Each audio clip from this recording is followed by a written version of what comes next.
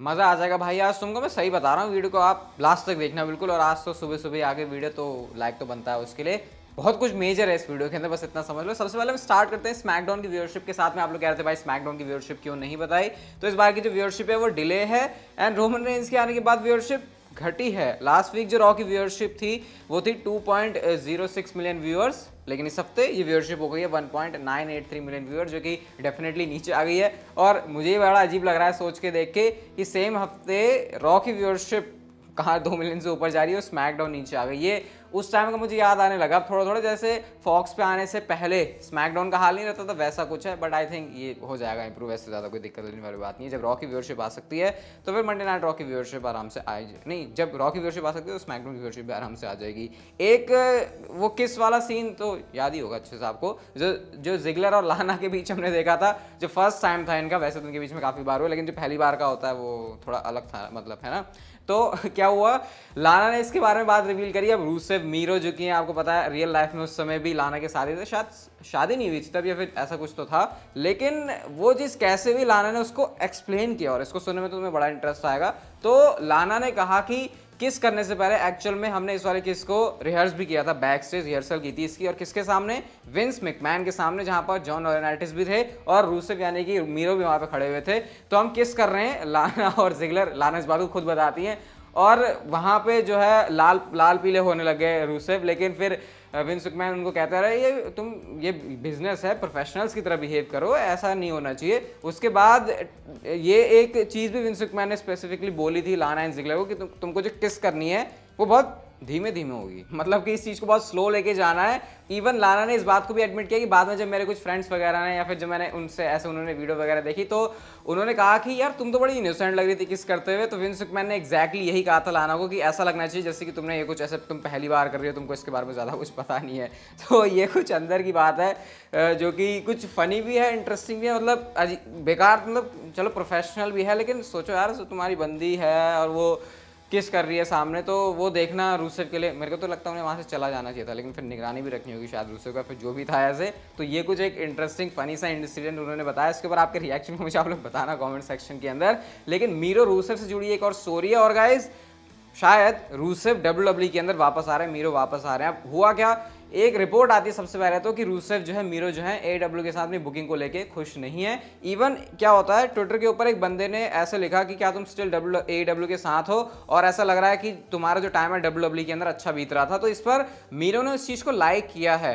तो ये बात क्लियर है कि मीरो जो है AEW के साथ काम करके खुश नहीं है, और रिपोर्ट्स के अकॉर्डिंग वो WWE में दोबारा से वापस आना चाहते हैं।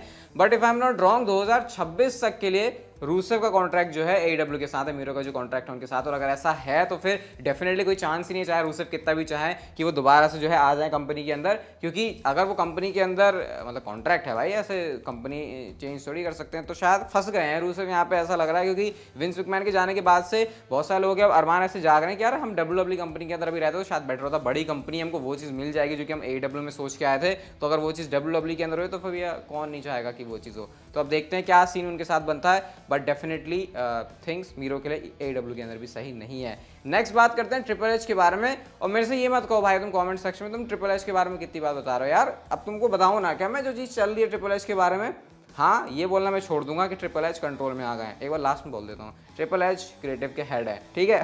तो रिपोर्ट क्या है, जेफ जैरेट के फादर जेरी जैरेट ने इस बात को रिवील किया कि WWE के अंदर जो एक बंदा काम करता है उसने मुझे कहा था ये ना बताने के लिए, लेकिन क्योंकि उसने मुझे कहा है किसी को नहीं बताना तो इसलिए मैं तुमको ये बता रहा हूँ।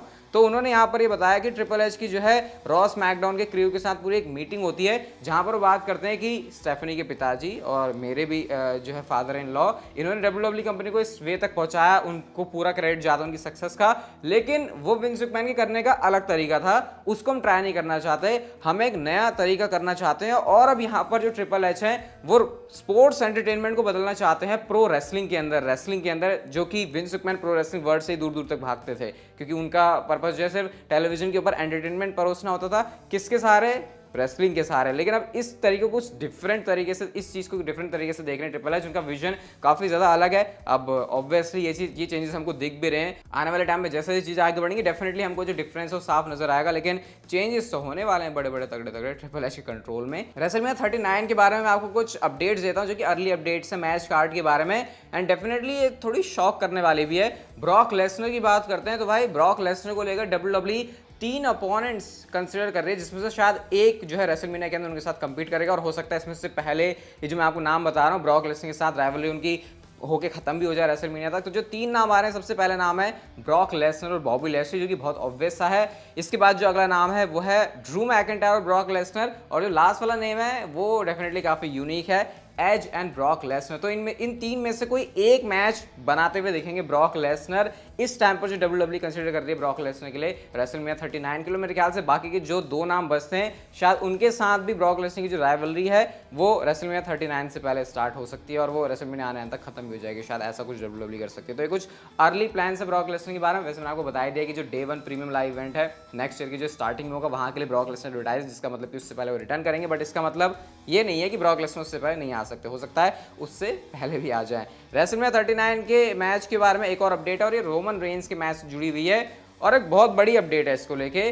करंटली ड्वेन जॉनसन यानी कि रॉक और रोमन रेंस का जो मैच है वो इवेंट के अंदर नहीं होने वाला, ऐसा डब्ल्यूडब्ल्यूई ने जो है डिसाइड किया है। अब इस सोर्स को मैं अभी एकदम से पक्का करके नहीं बोल सकता आपको, इसलिए नहीं बोल सकता क्योंकि मुझे इस बात के ऊपर ज़्यादा भरोसा नहीं हो रहा, क्योंकि अगर हॉलीवुड की थीम है तो फिर अगर यहाँ पे रॉक नहीं आ रहे तो फिर मतलब समझ में नहीं आ रहा मुझे फिर रॉक एंड रोमन रेंस क्या होगा भी कभी या फिर नहीं। हालांकि ये सोर्स की तरफ से जो पास में न्यूज़ आई है वो रिसेंटली काफ़ी एक्यूरेट हो रही है, तो फिर जस्ट बिकॉज मुझे इस बात पे भरोसा नहीं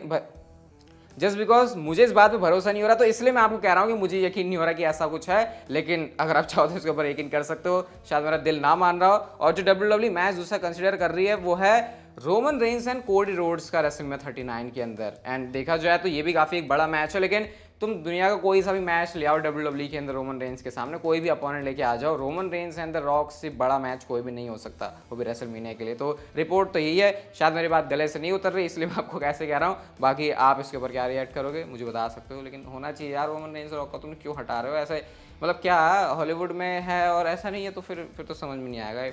Roman Reigns and the rock का मैच होना ही चाहिए भाई, मैं तो बहुत एक्साइटेड हूँ इस मैच के लिए। नेक्स्ट बात करते हैं रोमन रेंस की मर्चेंडाइज के बारे में। तो नई मर्चेंडाइज रोमन रेंस की निकली है, एंड अब यहाँ पे थोड़े लेवल क्रॉस हो रहे हैं। रोमन रेंस की जो मर्चेंडाइज है आप लोग देख सकते हो, एक्नॉलेज योर डैडी, ये वाली जो मर्चेंडाइज है डब्ल्यूडब्ल्यूई ने निकाल दी है रोमन रेंस के लिए। एंड आई थिंक ये उसके बाद ही है जब वो रोमन रेंस ने विंस मैकमैन के बारे में बोला था, वो थियरी को बोला था कि यार तुम्हारा तो चला गया अब्बा पापा यहाँ से, तो उस चीज़ को लेके शायद ये कुछ उसके रेफरेंस में है, क्योंकि डैडी वाली टर्म उन्होंने यूज़ करी थी। लेकिन हाँ, अब इस मर्च को पहन के कोई भी कह सकता है सामने से चल के, क्या कह सकता है सामने वाले बंदे को। नेक्स्ट बात करते हैं क्लैश एट द कैसल के मैच के बारे में, जो कि डब्ल्यूडब्ल्यूई कंसिडर कर रही है, और ये है एज एंड फिन बैलर का। अभी फिलहाल हमने देखा कि एज जो है वापस से आ गए, अपने गिमिक को कुछ चेंज करके कुछ मिक्स उन्होंने कर दिया, ब्रूड वाला भी और अपना वो जो रेटेड आर वाला गिमिक था उसको भी। लेकिन डब्ल्यूडब्ल्यूई इस मैच को जो करवाना चाहती है क्लैश एट द कैसल के लिए, करंटली ये वाले प्लान्स हैं, एंड आई थिंक सही भी है, दोनों सुपरस्टार्स की अच्छी बुकिंग हो जाएगी। एंड रिपोर्ट ये भी है कि रिंग साइड के ऊपर जो है रिया रिप्ली और डेवन प्रीस्ट को डब्ल्यूडब्ल्यूई हटा देगी, यानी कि ये मैच में स्टिपुलेशन होने वाली है। तो देखते हैं अब इनकी जो स्टोरी लाइन है वो किस तरीके से प्रोग्रेस करती है आगे।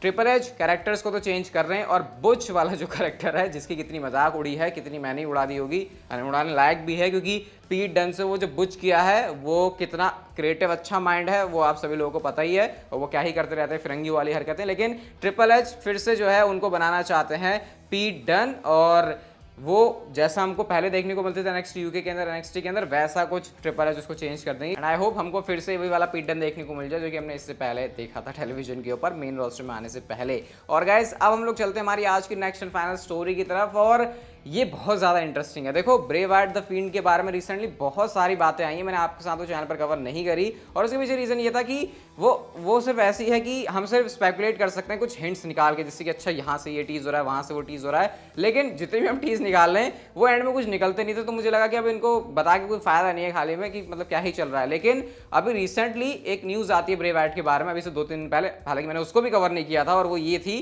कि ब्रे वाइट और ट्रिपल एच के बीच बातें शुरू हो गई हैं दोबारा से ब्रे वाइट के डब्ल्यूडब्ल्यूई में आने के लिए। इसका मतलब ये नहीं है कि ब्रे वाइट डब्ल्यूडब्ल्यूई के अंदर आ रहे थे, क्योंकि रिपोर्ट्स ये थी कि ट्रिपल एच को वो फील्ड की तरह नहीं चाहिए, लेकिन ब्रे वाइट अपना फील्ड वाला कैरेक्टर चाहते हैं, तो इसलिए दोनों पार्टीज के बीच में बातें हो रही थी। लेकिन गाइस अब जो रिपोर्ट आती है वो ये है कि ब्रे वाइट WWE कंपनी के अंदर वापस आ रहे हैं। दोनों के बीच में जो मामला है वो हो चुका है। अब इसका मतलब क्या यही है, क्या हम यही माने कि ट्रिपल एच ने एग्री कर लिया द फील्ड वाले गिमिक के लिए? शायद यस, या हो सकता है नो, या फिर ट्रिपल एच ने बना लिया, ऐसा कुछ हो सकता है। लेकिन रिपोर्ट ये है कि ब्रे वाइट अब WWE के अंदर दोबारा से वापस आ रहे हैं। ये बात दोनों पार्टीज के बीच में हो चुकी है।